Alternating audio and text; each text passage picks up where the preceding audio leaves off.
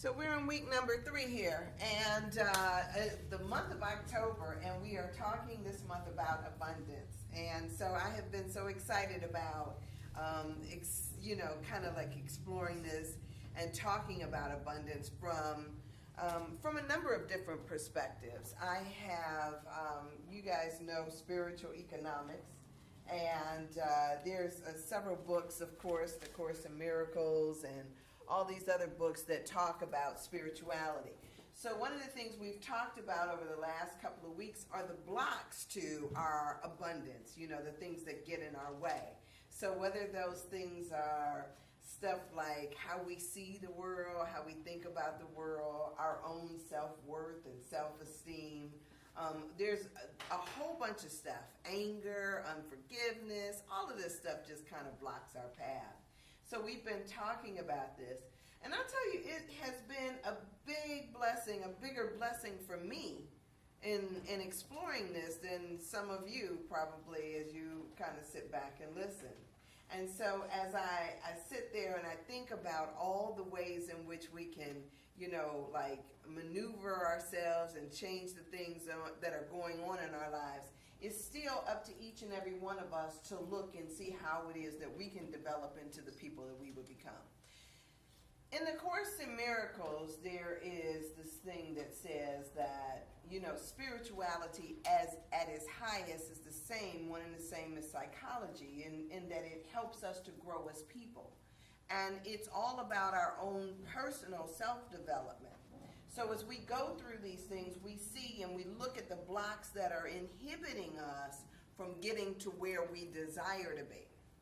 So if it is something like, I talked about this idea of unforgiveness being a block, if we're holding things back, if we're not, if we're angry, if we're upset about stuff, that blocks us from our own good. If we have a sense of our own unworthiness, if we don't think that we deserve the very best, that will be a block. And so we'll continue to go to God with a thimble mentality when it's God's good pleasure to give us the kingdom. And so if we, start to look at and really take a look at our thought systems that kind of keep us where we are, we can see when it's us that's our own enemy. Now, last week I talked about this idea about our judgments and our prejudices. And I'm not going to stay on this too long because I know I've already covered all of this stuff. But this idea of our judgments and our prejudices that keep us from our own good. Now, I shared this thing about, this idea that somehow there was something inherently wrong with, or judgments that we have about people being pretentious, right? And so, when we look at somebody and we think, who they think they are, or they think they're all that, or whatever the judgments are that we have towards them, those are one of the blocks that, keep us from our own good. Because remember, you can't get what you will deny somebody else, right? Yes. So if I want something, by virtue of us being connected, if I deny that thing to you, I can't have it myself. And so it becomes this thing about, let me look at my own thoughts, let me look at my own perceptions, let me look at my own judgments so that I can see where I need to make corrections so that I can move on. So, as I looked at that and I look at it within myself, and if I'm really honest with myself, then I'd say, okay, what parts in me have judgments towards this?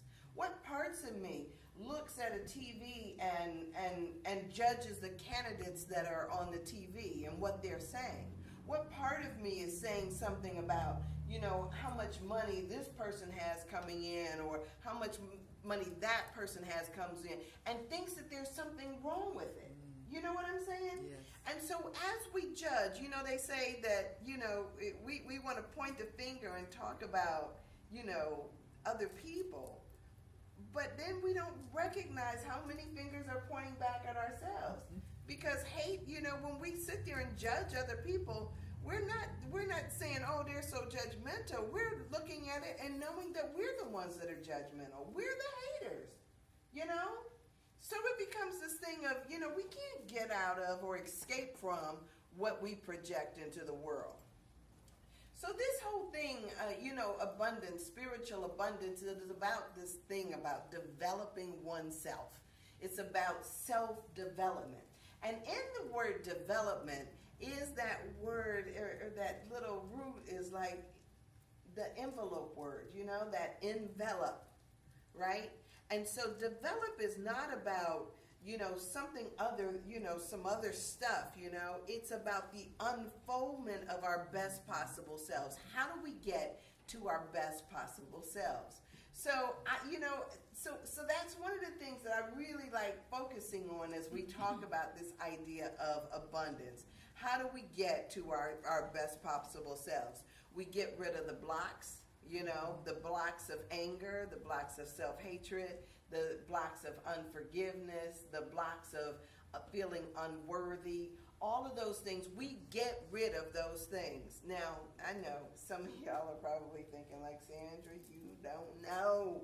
You don't know my life kind of thing.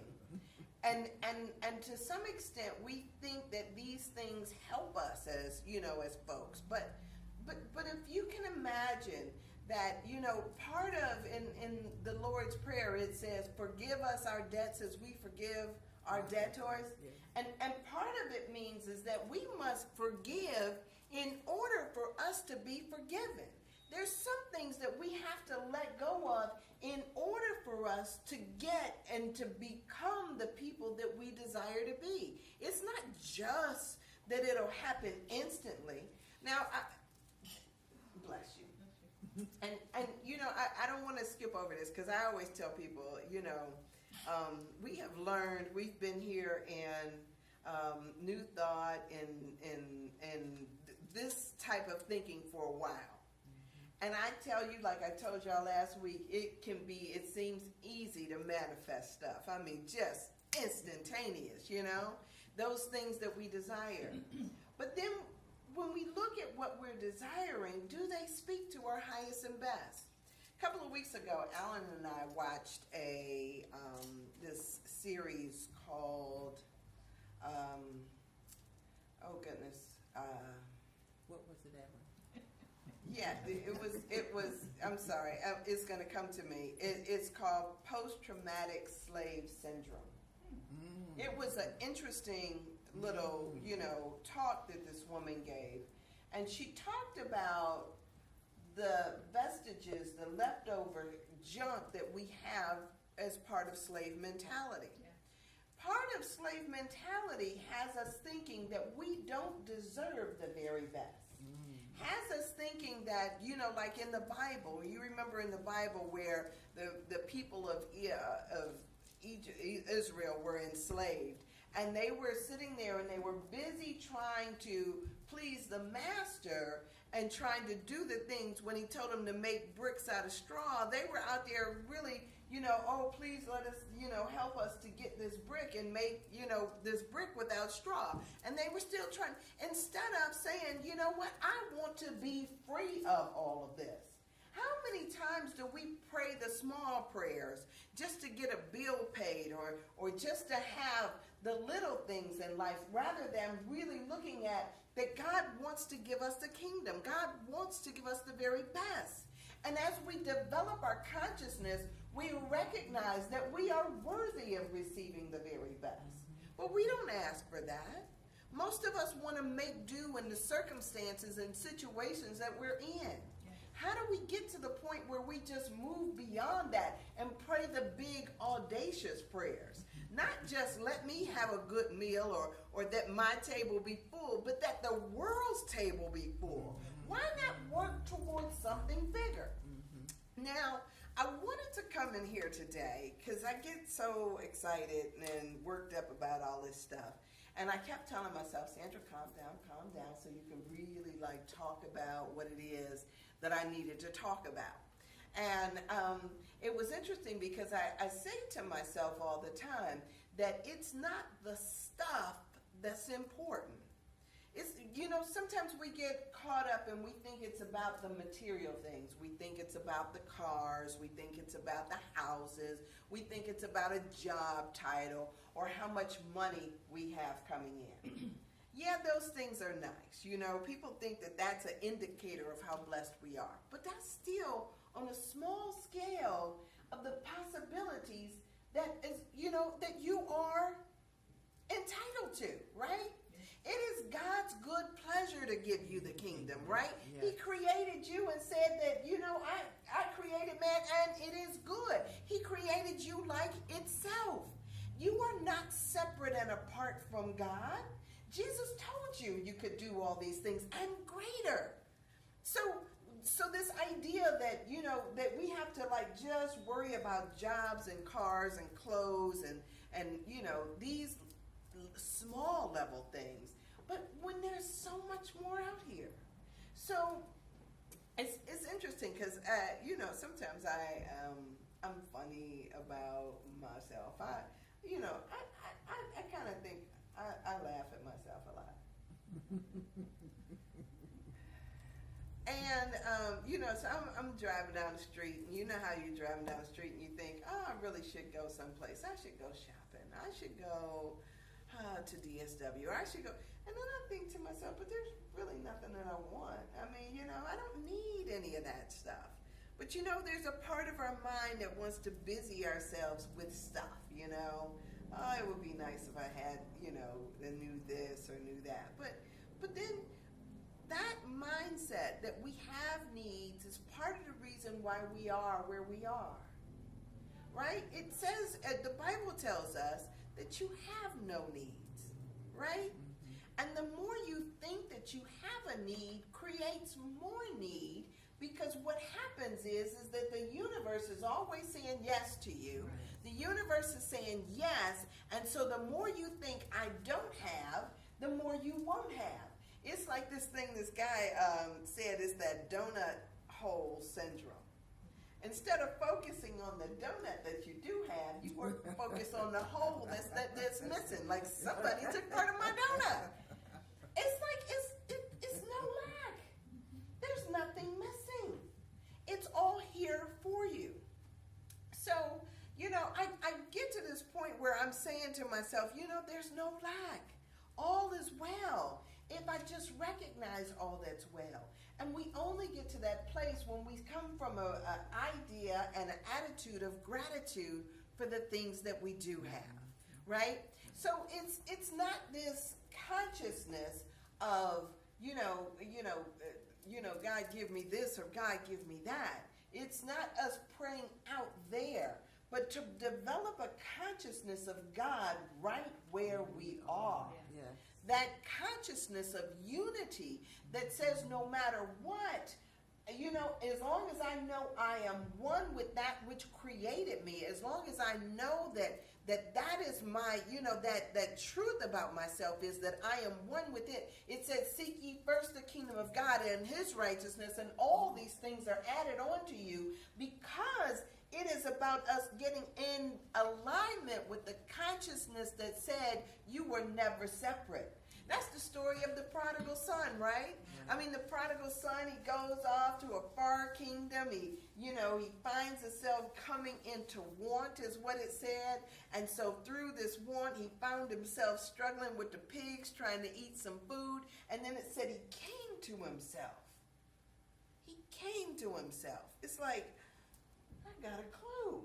And he said, even the servants in my father's house eat better than this. And it said he turned and he went back home, right? And the father was saying that all that I have ever had, that's what he told to the youngest son, when the youngest son is saying, well, I've been here working and doing all of this all along. And he was upset. And he was like, all that I have has always been yours. And that's what God says to you every day. All that I have has always been yours. It's not denying you anything. But according to your thinking, if you've got a mentality of lack that sees from that perspective, then that will be your experience. Now, so we all have these things called dark nights of the soul, right? It's funny because last night I woke up in the middle of the night, and all of a sudden I started worrying about something. And I'm thinking to myself, where did that come from? You know, and I'm sitting there and I'm struggling, and I'm thinking to myself, like, you know, first off, I followed the story. You know how you get a story in your head and you kind of follow the story. I'm following the story. I was like, you know, I'm going to call the police about something that hadn't even happened. I mean, it was just a made-up thing. You know, if I go there and this happens, I'm going to call the police. But if I call the police, then the police come. I'm a black woman. I could, you know, this could happen to me and that could happen. And so my mind was, it was like it just took this little thing and it just goes dancing down the stream as if there's, and I'm thinking to myself, like, Sandra, stuff like that doesn't happen to you. People don't respond to you like that. But it was just like, you know, I don't know, does anybody else ever do that? Yes. Yeah. Yes. You make up crazy stories in your head. And these crazy stories, you make them real, thinking that somehow, you know, Job said, that which I fear has come upon me, because it's not even stuff that was even in the vicinity, but because you know, energy follows thought, because you keep thinking it, you pull it towards you. My grandmother, I don't know if I ever told y'all this, but my grandmother, I tell you, she was the most famous hypochondriac that I had ever met, right? She, every year at Thanksgiving, she would sit there at the table, and I don't care what year it was, she would announce that she had cancer. And one year, she even came in there and she told me she had a little book that she used to keep, that, you know, one of those symptom books. And one year, she even handed me the book and she said, I got that cancer. And she pointing to it, and so I, you know, opened it up and I said, Grandma, I said, you cannot have this cancer. Why not? I said, because you don't have a prostate. She's like, oh, shoot, give me that book. Like she's going to find another one. But that was what she did all the time. And she she outlived a whole bunch of people. But that was her. And so a lot of times we know people that are just like that, you know, who worry about stuff that, you know, absolutely nowhere in the vicinity of where they are, but, you know, they just kind of let that thought dangle out there. So I kept thinking to myself, like, okay, so is it enough just to be, you know, think positive? I mean, we talk about this idea of having positive thoughts, but think about it for a second in a different way. It's kind of like a habit of positive thinking. So sometimes I wake up at night and I have crazy, dumb thoughts, but the thing is not to get caught up in that, because I've got a pattern established already. And so when I start to think these crazy thoughts, my pattern kind of like starts to interrupt the system and says, oh, no, that's not how we are. That's not how we see things. Those things don't happen to me, because I know who I am and I know whose I am. My truth is love. My truth is only love is real. And what I draw to me all the time is only love. And so I'm hitting the reset button in my experience. Sometimes you got to hit a reset button. Right. And sometimes you got to get up. And the moment you start having these dark thoughts, it means that you need to interrupt that and reprogram it and say, I'm not going down there. That's not my thing today. Right. A woman who gave me my coat, she said to me that, you know, she was talking to her sister on the phone, and her sister said, why didn't you tell me you were having a party?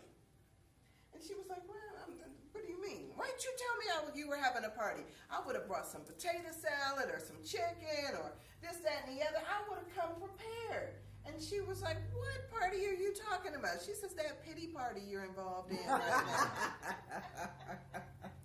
Sometimes we got to check ourselves, you know? And if we don't check ourselves, like, have our friends prompt us for us. Because that's not the truth about your being. The truth about your being is that God is saying yes to your thoughts. Yes. so we can lift up our thoughts. God is saying yes, and so once we know that we are in conscious alignment, conscious creative alignment with God, that means that we can then start to change around our thinking so that we can change around our experience. You don't have to go down that same road all the time. You don't have to. And so once you recognize that you have the power to set before you the steps that you want to go down, then you can go down those steps. So for me, I'm sitting there and I'm saying, oh, Sandra, we are not going there tonight. We are not doing this. And so I had to get out beyond that and to say that, I can't do that. So for all of us, we are all at this point of recognizing that you are unlimited potential. Yeah. That within you is the power to do, to be, to have, to experience so much more. But it's not just about one of us. It's about all of us collectively. It's about me recognizing that if I want to be blessed, I need to bless you. I need to see goodness all over you, right? If I want prosperity, I need to see prosperity all over you as well. Because as Jesus says, as I be lifted up, I'm going to draw up everybody with me. So it becomes this thing of, as I give, as I see you, I shall also see myself. I see prosperity walking through the door. I see good walking through the door. And I know that God is all over that, right? I know all of it is good. I know it's all well, right? Because that's the truth of things. And so when we, it becomes this thing of, it's not just about any one of us. So how do we speak blessings over other people, right? How do we say yes to their dreams? Sometimes we got to hit the reset button. Course in Miracles has this line that says, not just the one that says, as I see you, I shall see myself. As I treat you, I shall treat myself. Never forget this, because in you I shall find myself or lose myself. It says that. But it also has this thing of agree with your brother quickly, right? Even when you think and believe that he's wrong, agree with him quickly. Sometimes people will say stuff to us and you sitting there and you looking like, yeah, no, you're not going to be Michael Jordan, right? That's not your gifting. But it's so wonderful when we're able to speak a blessing over somebody else's life, to agree with them on a level that says, I see this in you. I believe that it's possible for you, right? And I know because I've been there. I've done that, right? There was, I had this experience. This is one of those things that I feared had come upon me. I was going through this struggle. It's probably about 10 years ago. Me and my girlfriend are sitting in the house. Now, every time I would hear, like, you know how when you put a truck in reverse, you hear that dee, dee, dee, dee. It makes that sound. So every time I would hear a truck like that, I was thinking to myself, oh my God, that's the gas company. They're coming to cut me off, right? I mean, I would just, every time I turn around, just my thing. It was the gas company is coming. So this particular day, I'm sitting in my house with my girlfriend Maria. We're sitting in my house, and all of a sudden the doorbell rings. I go to the door, and I'm just terrified because I'm thinking to myself, they coming to cut me off, right? I didn't have the money to pay the bill, and so I knew that they were going to cut my gas out. So I go to the door, and sure enough, it's the gas man. Now, I had been calling this gas man forth for weeks, if not a month, because I didn't have the money to pay my bill. And so I kept thinking he was on his way. He was coming. Y'all, I know y'all don't feel me, but he was coming. Sure, because my energy was calling him forth. Yeah. The Grim Reaper, your energy calls things forth. That which you fear, you pull towards you. Yeah. So here when he comes, he's right on time. So, y'all know me, right? Because I think that I'm Miss Charm, right? So when I open the door, even though I'm petrified, I wasn't going to tell him I was petrified. I'm like, well, hello, it's about time you got here.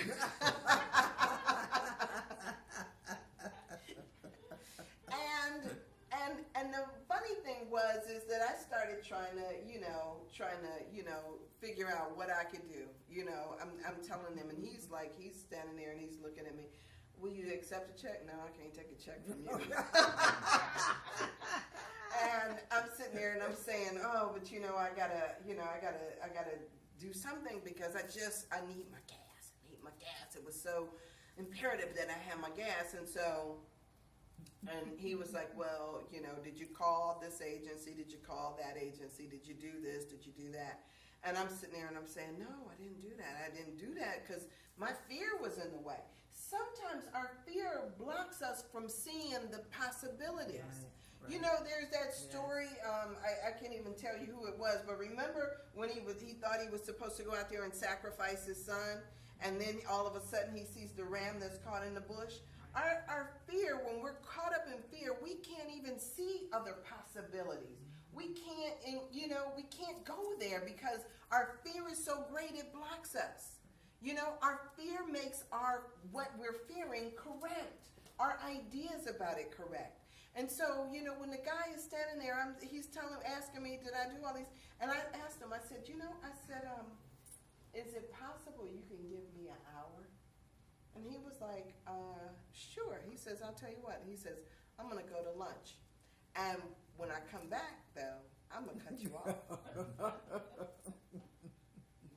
Now, won't God work it out?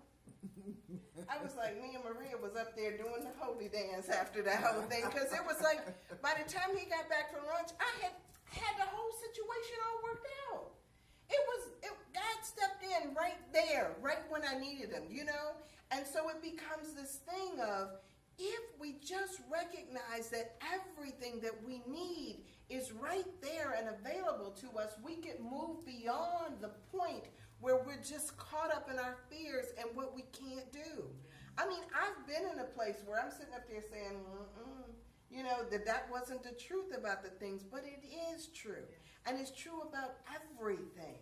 Everything that comes into your experience is true about that, right? We can't, sometimes we can't even see the blessings where they are. But if we get out of our victim mentality, I am not a victim of the world I see, is one of the lessons in the course. I am not a victim of the world I see. And once we can get out of the victim mentality, then we can see in our situation how not only is life blessing us, but we are a blessing to others. Yes. But until we get there, we're not there. So stop judging yourself. Stop getting caught up in all the things that and let's get this positive, not just positive thoughts, but where we trend towards positivity, where that becomes our natural reset. And if you can't figure out how to reset that, man, we got our YouTube channel up. Yeah, shameless plug, right? We got Agape Renaissance Center's YouTube plug.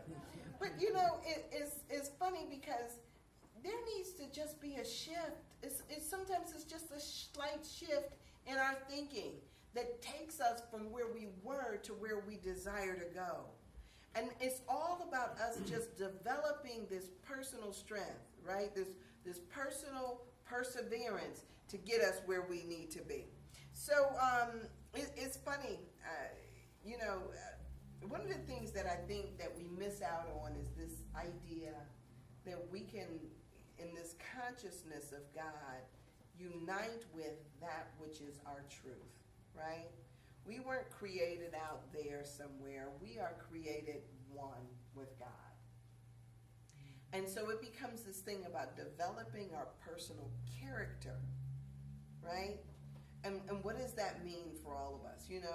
For some, it means getting out of this idea of, of our own inferiority, because those things will make us think and act in ways that are, just not us, right? It'll make us think that we need to fight the person that is up, next to us, that we're in competition with somebody. It'll have us thinking all these things. Poor self-esteem, and I hate that because none of us own that, right? None of us want to own that.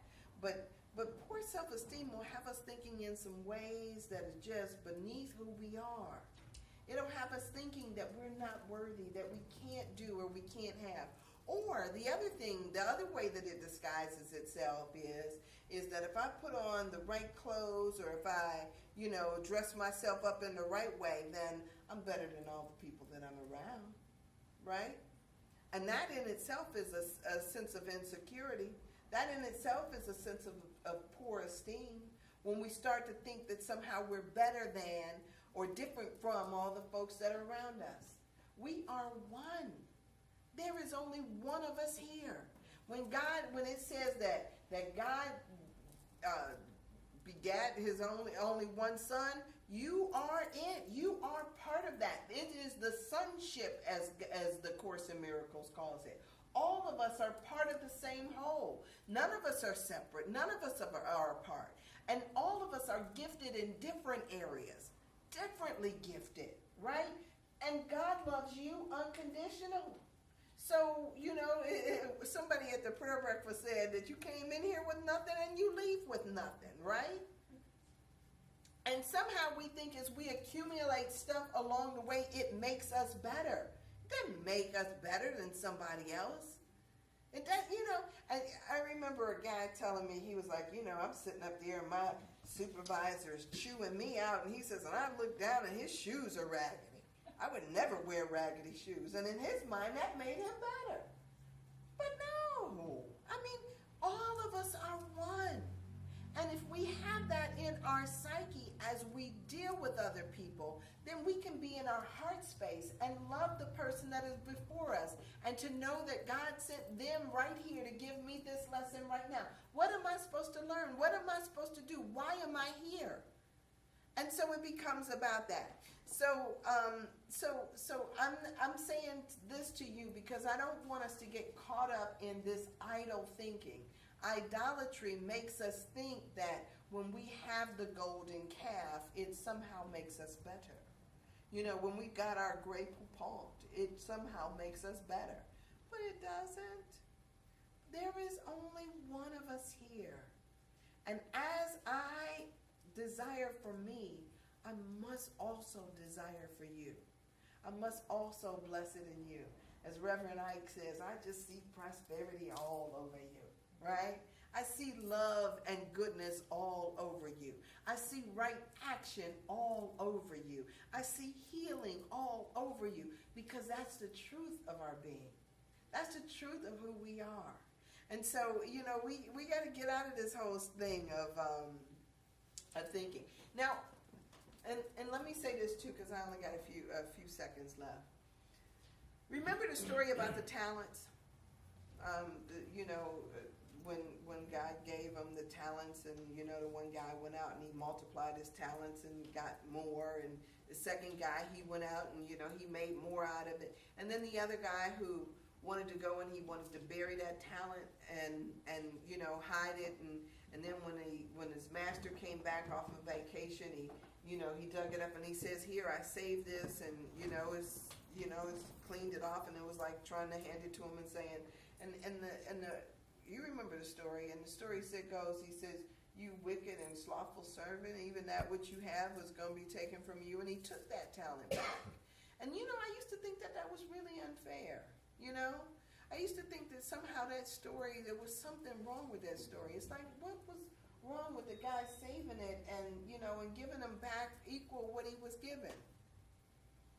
But we are also told that if you have, what you have will be multiplied, and those who have not, even that you have will be taken away from you. Because when you go and you have this limited thinking, when you go and you have this idea that you are not in the flow, right? When you go and this man used to always say, nothing comes to a clenched fist. You got to open up. You got to trust. You got to believe. Faith means that you know that there is a flow that you are participating in. When you're just sitting there and trying to hide away and squirrel away things, nothing comes. I tell myself this, nothing comes. It's only when you are out there at the expanse of things and getting involved and in the flow that you see all the blessings that are there for you. It means that you trust that there is something at work on your behalf and that it is there and it is saying yes to you. That's our motto this Yes. year, right? The Yes. year of our yes. Yes. To be able to say yes to things. And not because, for any other reason other than we trust. We have faith that all things are working together for our good. Oh man, and when we get to that point, I tell you, it is freeing. So, I have really been working on myself, my spiritual muscle. And it requires exercise, right? We think that it's one and done, and it's not. It's not. It's something that we have to work on every day. So if you want to have a flat tummy, that means you got to do sit-ups all the time. You don't get to do one and then be done until next month or something. You got to do it all the time. And you can look at people and you can see when they're exercising. They're exercising their bodies or they're exercising their faith, right? We have to exercise those muscles and keep on doing that. That means speaking blessings over your life and over the lives of others. That means seeing the good that you desire all the time. That means being in that space all the time and working that muscle. I love it. I love it. I love it. All right. So, anybody, any comments, any questions, No? All right. So, we ready to pray? I'm so glad to see you here. It's so wonderful. Yeah. David, oh my gosh. Love and blessings all over you. Yeah. And I get to see you twice, Lewis? All right, so here we go. And it's wonderful to see you. Yeah, all right, so here we go. So, Father, Mother God, in this moment, I just give thanks. Knowing that you are all that is, in all, through all, as all. God, we know as there is no lack in you, and therefore there is no lack in us. God, we are that which you are. And so, God, we thank you for bigger awareness. We give you thanks for an expanded perception of what is possible for our lives, what is possible for each other. God, we thank you for right action. We thank you for healing. We thank you for the ability to say yes when opportunities are coming our way. And we know they will, God. Ideas are bombarding us. Goodness is bombarding our worlds, God. And we just give thanks because we know that you are all over it all. So, God, we give thanks that we are able to respond as you would have us to respond. We give thanks that our mentality is one that is opulent, that accepts all the good that is there for us. God, I just thank you that we are expanded in our being at this point, and we let all that smallness go, and we just come into the realization that we are one in consciousness with you. So God, we thank you for continuing to work on us, and we let it be, and so it is.